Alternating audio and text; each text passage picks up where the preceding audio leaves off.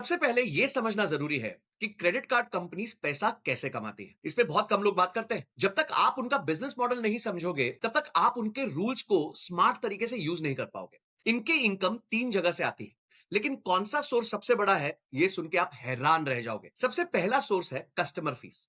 ये क्या क्या इंक्लूड करता है? समझिए आपने एनुअल फीस दे दी, लेट पेमेंट चार्जेस दे दिए, कार्ड रिप्लेसमेंट चार्जेस दे दिए, कैश एडवांस की फीस दे दी और फॉरेन ट्रांजैक्शन पे फीस। मुझे लगता था कि ये कंपनी सबसे ज्यादा इसी से पैसा कमाती होंगी, लेकिन रियलिटी में ये इनके टोटल रेवेन्यू का सिर्फ 20 से 25% है। यानी अगर 100 रुपए का रेवेन्यू तो 20 रुपए इधर से आता है। दूसरा सोर्स है मर्चेंट फीस। जब भी आप कभी भी अपना क्रेडिट कार्ड स्वाइप करते हैं, चाहे रेस्टोरेंट में हो, शॉपिंग मॉल में हो, उस मर्चेंट को क्रेडिट कार्ड कंपनी को 1% टू 3% कमीशन देना पड़ता है। इसलिए आप कई जगह पे देखते हैं कि लोग क्रेडिट कार्ड एक्सेप्ट नहीं करते या बोलते हैं कि भाई 2% ज्यादा दीजिए। वो एक्चुअली उस मर्चेंट फीस को आप पर ट्रांसफर कर रहे होते हैं। ये रेवेन्यू स्ट्रीम भी कंपनी के टोटल इनकम का सिर्फ 25 से 30% ही कंट्रीब्यूट करती है। लेकिन अब आता है असली गेम चेंजर।